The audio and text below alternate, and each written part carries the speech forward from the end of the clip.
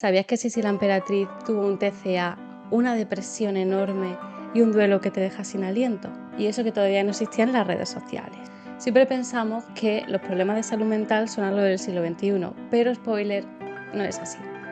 Así que hoy vamos a analizar cómo una de las mujeres más admiradas de su época se rompió por dentro y, lo más importante, ¿qué podemos aprender de ello?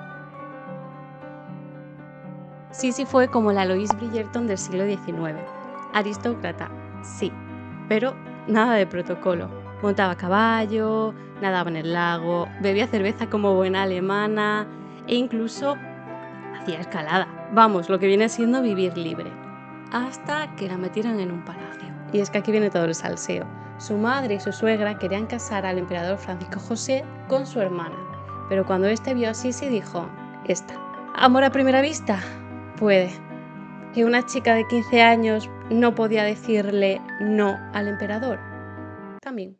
Capítulo 1. Las 3 Ds. Duelo, desarraigo y depresión. Lo que sí sabemos es que cuando conoció a Francisco José estaba pasando por un duelo enorme. Su padre había enviado a su amado lejos y este había terminado enfermando y muriendo. ¿Cuál fue su forma de gestionarlo?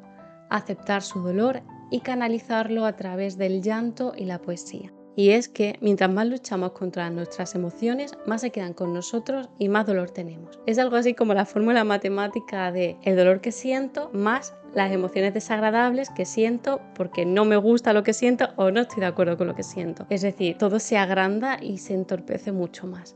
Así que Sisi lo hizo súper bien. Pero volviendo al tema, si Sisi ya estaba con los ánimos bajitos, imagínate ahora que se ha trasladado a la corte vienesa. Su vida paradisíaca fue sustituida por edificios. Una suegra peor que Dolores Umbridge. Y eso ya es mucho decir, porque le puso espías en su equipo de cortesanas. Así que la posibilidad de hacer amigas quedó reducida a -5. Y por no decir que la corte vienesa era una corte muy estricta y muy rígida. Para poder encajar tenía que cambiar todo su ser. Tenía que enclaustrarse en ese cuadrado que le pedían que fuera.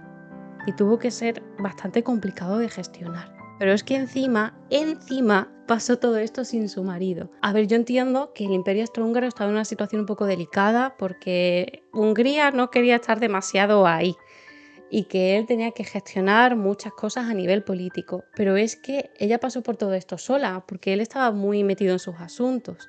Y el poco tiempo en el que no estaban solos, porque su suegra hacía de candelabro, sujetaba unas velas que...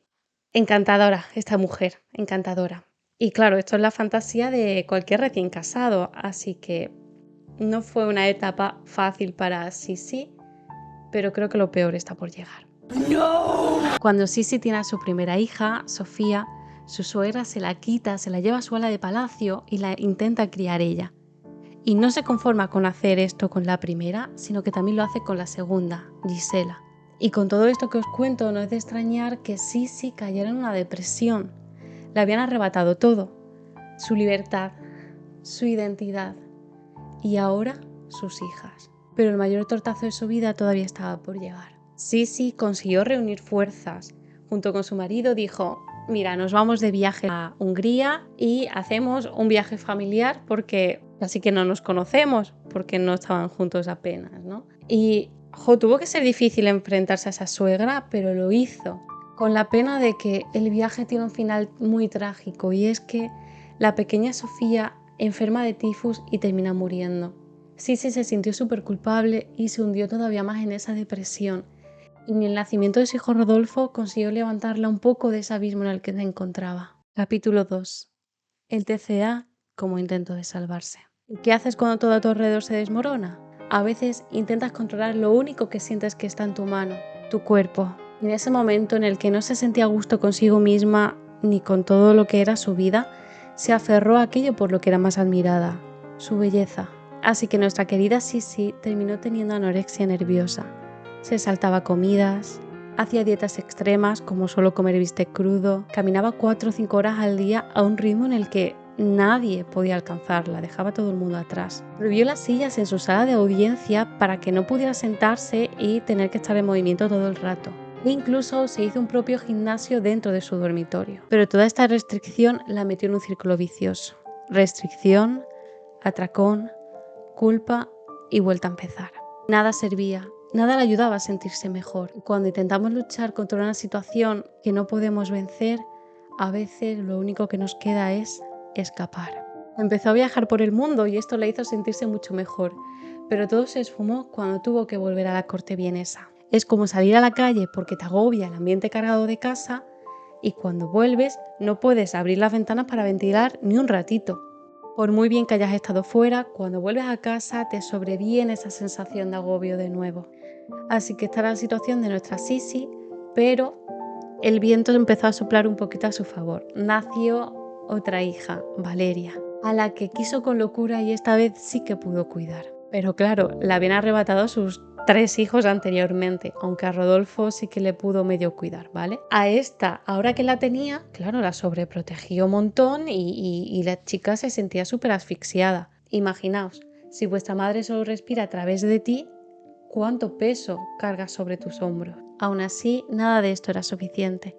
El TCA de Sisi iba ocupando cada vez más espacio en su vida. Se tapaba la cara con un abanico para que nadie pudiera verla. Llevaba peinados que le dolían muchísimo con tal de verse bella. Se ponía mascarillas de carne fresca en la cara para no envejecer. Eso tenía que oler de forma interesante. O dormía con paños húmedos sobre las caderas para no perder su figura. Que ya me dices tú cómo se puede dormir con eso. Seguimos siendo tan esclavas de la belleza como en el siglo XIX. ¿Quién no lo iba a decir? Capítulo 3. Más allá de las etiquetas.